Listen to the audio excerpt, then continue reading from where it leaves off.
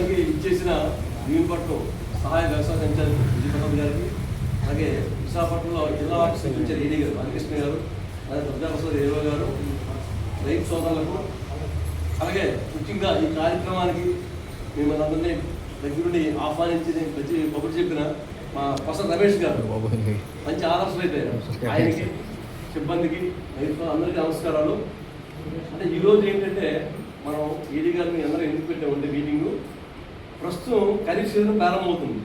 ఈ ఖరీఫ్ సీజన్లో రైతులు ఎటువంటి జాగ్రత్తలు తీసుకోవాలి ఒకటి, అలాగే ఇటువంటి వ్యవసాయం ఎలా చేయాలి అంటే ఇప్పుడు ప్రభుత్వం ఏంటంటే యూరియా వారం గురించి మీ అందరూ తెలుసు, రైతు సోదరులు ఎరువు ఎక్కువ వేస్తున్నారు. ప్రభుత్వం అది ఎరువు ఎక్కువ వేయకూడదు అని మీకు కొన్ని సలహాలు సూచనలు ఇవ్వడానికి పంపించింది అధికారులు. దానిలో భాగంగా ఈ యూరియా వాడకం గురించి, అలాగే పచ్చి రొట్టె విత్తనాలు జొన్నము జీలుగా ఈ వాడకం గురించి మన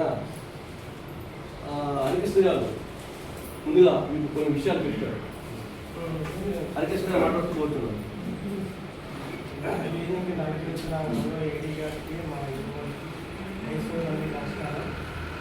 ఈరోజు ఇక్కడికి వెళ్తూ మనం వచ్చామంటే మెయిన్గా మనం ఏంటంటే ఎరువు అంటే మనం ఎరువులు వాడుతున్నారు రైతులు, కానీ ఏంటంటే మనకి ఈ సేంద్రీయ పదార్థం అనేది మనం వాడటం లేదు. గతంలో అయితే కంటైనర్లు అవి వేసేవారు, ఇప్పుడు ఏంటంటే రైతులు ఓన్లీ ఈ యొక్క రసాయన దానివల్ల ఏంటంటే మనకి ఈ యొక్క భూమిలో మనకి సేంద్రీయ కర్బనం అనేది తగ్గిపోతుంది. అది దానివల్ల ఏంటంటే మనకి నీరు నిల్వ ఉండే కెపాసిటీ కూడా తగ్గిపోతుంది భూమికి. సో ఇప్పుడు అందువల్ల ఏంటంటే మనం ఈ యొక్క మన డిపార్ట్మెంట్ ద్వారా ఇచ్చే ఈ పచ్చి రొట్టె ఎరువులు, అంటే గతంలో మనం అలసందలు గట్రా వేసేవాళ్ళం పెద్దవాళ్ళ కాలంలో, అలాగే ఇప్పుడు పచ్చి రొట్టె ఎరువులు మనం డిపార్ట్మెంట్ ద్వారా ఇవ్వడం జరుగుతుంది 50% రాయితీ మీద. నేను కూడా ఫ్యామిలీలో కూడా ఇవ్వడం జరిగింది. ఈ యొక్క పచ్చి రొట్టె ఎరువులు ఏంటంటే మనకి 50% రాయితీ ఇస్తున్నారు. సో మనకి ఇందులో ఏంటంటే ఒక 3 రకాలు మనకు ఇస్తాం, జొన్ను, జీలుగా, పిల్లి. చాలా చోట్ల మనం ఏంటంటే చౌడు నేల ఉంటుంది. ఈ చౌడు నేలలో ఏంటంటే మనం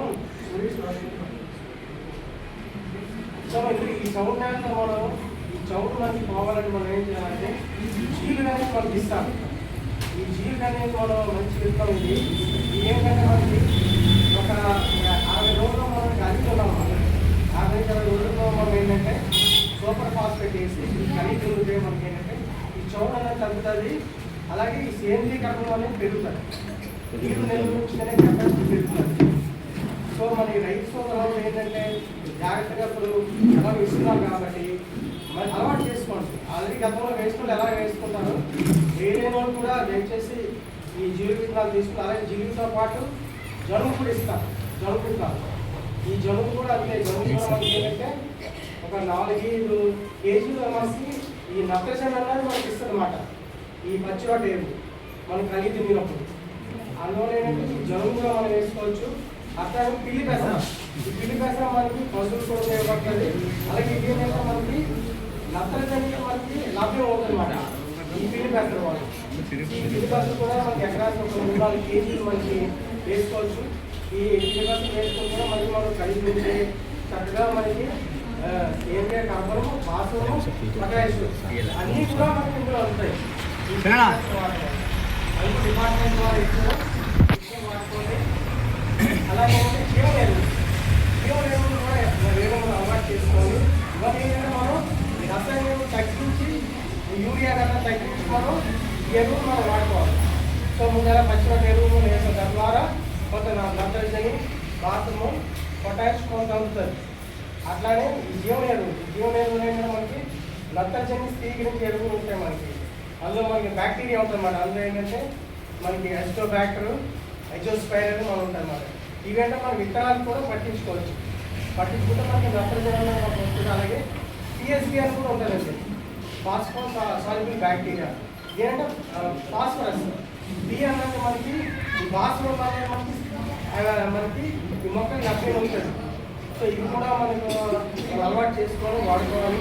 అట్లాగే పొటాష్ సాల్యుబుల్ బ్యాక్టీరియాతో వచ్చింది. ఇప్పుడు పొటాష్ ఎరువులా వేస్తున్నామో దానికి సమానంగా కేఎస్వి ఆ ఎరువులు కూడా మనకి జీవనంలో అందుబాటులోకి వచ్చాయి. సో అవి కూడా మనం ఒక గెత్తలో కలుపుకొని మనం వేసుకున్నట్లయితే మనకి కొంతగా భాస్వరము పొటాష్ కూడా మనకి లభ్యం ఉంటుంది. తద్వారా ఏంటంటే మనకి ఈ యొక్క నష్టాలు ఏదో మనం తగ్గించుకోవచ్చు. అట్లానే మనకి ఇప్పుడు ఇవాళ మనకి